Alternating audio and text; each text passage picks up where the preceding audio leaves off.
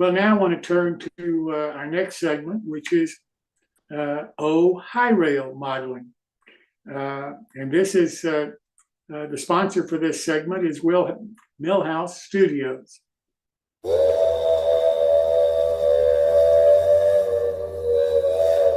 Millhouse River Studio builds model train working accessories that are made to last generations.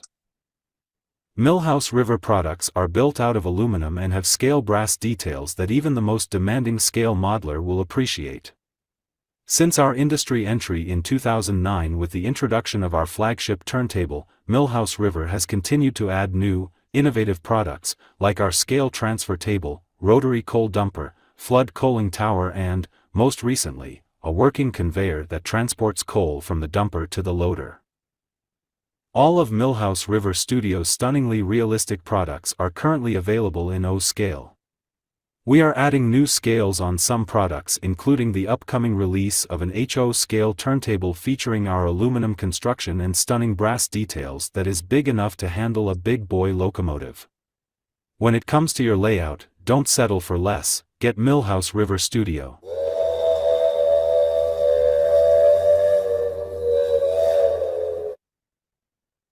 And our host for this segment is Dennis Brennan. Dennis, welcome. Thanks, Jim. Hi, everybody. The last thing I want to talk about what I'm going to talk about tonight is the last thing I do when I finish a kit, or just before I finish a kit, and that is a little bit of chalk weathering. Okay, and so with that, let me just share my screen here. And that ought to do it. No, is that right? Okay. I'm assuming everybody can see this all right? Yes, we can. Yes. All right. Okay, so here is my Richmond Packing Company. It's one of my kits from the Ellison series, and it's a pretty simple structure. And what I do, the last thing that I do, like I said, is some chalk weathering. And up in the corner here, you can see the chalks that I used. It's a dark gray, a medium gray, a light gray, and then I used a simple artist brush. And then this, I love these things. This is a makeup applicator. If you're married, ask your wife what that is and where to get it. You can get it at any drugstore or in any makeup department. And what I like about that is it's got a pointy tip on one end, and it's got a kind of a flat pad on the other. And these are great for using with chalk weathering. And they're basically like a Q-tip with nicer edges, and they're a little bit more sturdier than a Q-tip. Anyway, that's what I used. And so my whole approach to weathering is less is more. Okay, now I'm not talking about, when I talk about this, I'm not talking about old backwoods buildings or a building that's supposed to be completely dilapidated. But what I am talking about is buildings that you will see in any city or in any, in any town, and they're usually not falling apart. And that's a mistake that a lot of modelers make. They think if a little is good, a lot is better, and they overdo it. And like I said, less is more. So if weathering ends up being the first thing that somebody notices on your building, I think it's overdone. It should just be there, and it should just make the building look realistic.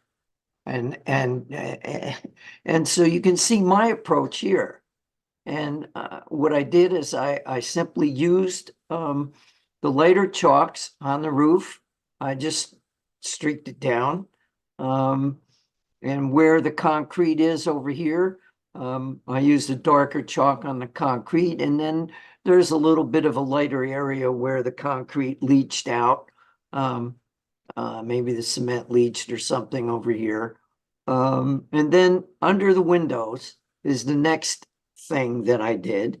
And I used a brush, and to do this on the chalks, what I do is I scrape the chalk with a razor blade into a dish or onto a piece of paper. I just take a flat edge razor and scrape it into the dish, and then I just dip the brush into it, and I put a little streak right here underneath the windowsill. Then I take my Q-tip, or my makeup applicator rather, and then I just kind of streak down. And as you're going down, if you don't need to add any more chalk, all you're doing is pulling down the dark chalk so that it fades naturally. Now, if it doesn't get quite enough, you can go back and do it, but put it underneath the sill and then pull down on it. And that gives you a nice weathered, faded weather look. And that's just how it should be. And then you can see that it's also gone all the way down and also hit some of this on the very bottom where the base is. Now for the roof, this corrugated roof here, I sprayed that with two kinds of paint. I did like a silver paint. It was like a metallic silver, but I wasn't going after it for the shine, because as you can see, this is not shiny. You could even use a gray primer if you wanted to. And I added some dark chalk along here. And then, but before I did that, when I sprayed this, I used a dark gray primer, and then I turned it so that the corrugations were facing me from the side, and I sprayed it in one direction very lightly with a Rust-Oleum, probably a ruddy brown primer, or something that was kind of a brownish rust color. And so you can see that's what the variation is. If you look at it, you can see that one side is a little bit more weathered than another with the streaking. And that's very simple to do. Again, less is more. The stairway, it represents basically a wooden stairway, and I just took a mixture of India ink and alcohol. And it's like 2 tablespoons of black India ink in a pint of alcohol. It can be 70%, it can be 90%, it really doesn't matter. Some people feel that 90% is better because it evaporates faster. I haven't found a big difference between either one of them. And then as far as this loading dock is concerned, I used a stain, and it's just basically I don't even remember exactly what stain I had used. It was a brown stain, and probably water-based. And I just put it on and let it dry, wipe it off, put it on and wipe it, and put it on and wipe it, and then let it dry until you get the effect that you want. And so that's pretty much it. As you can see, the building, in my opinion, looks like it's been there for a while. It's not overly done, and nothing in the building draws attention to itself. It just is. So that's just basically my take on how to approach weathering, and my approach to everything really is less is more. So think about that. And if you want to know how to weather something, don't just go by what somebody else did like me. I mean, this is good, but you're better off if you look at this and you like it, then go and look for some real examples. Take your cell phone, take some pictures, go into an industrial area, take pictures, and use those for a reference. If you use somebody else's model for a reference, that's all well and good, but you really need to look at it in real life to understand how it works and where it works. Also, one side of a building could be more weathered than another. Why is that? Because depends on which way most of the weather comes. Like in my yard, the wind comes from one direction mainly whenever there's a storm. And so like in the wintertime, my driveway could be blown off. And the rest of the area is just completely covered with snow. So that's something else to consider. Also, an industrial building or buildings in an industrial area are probably going to be dirtier and much more weathered than like your houses that are in the city. And a house in the country might even be less weathered than houses in the city, or a house near a railroad track might be a little bit more weathered on the track side. It all depends on where the building is, which way it's facing. And again, the best teacher is observation.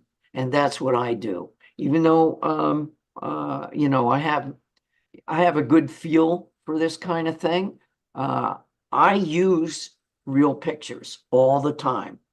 Whether I'm building a model, creating a kit, I go out and research the real thing. So with that said, I think I'll just turn it back to Jim.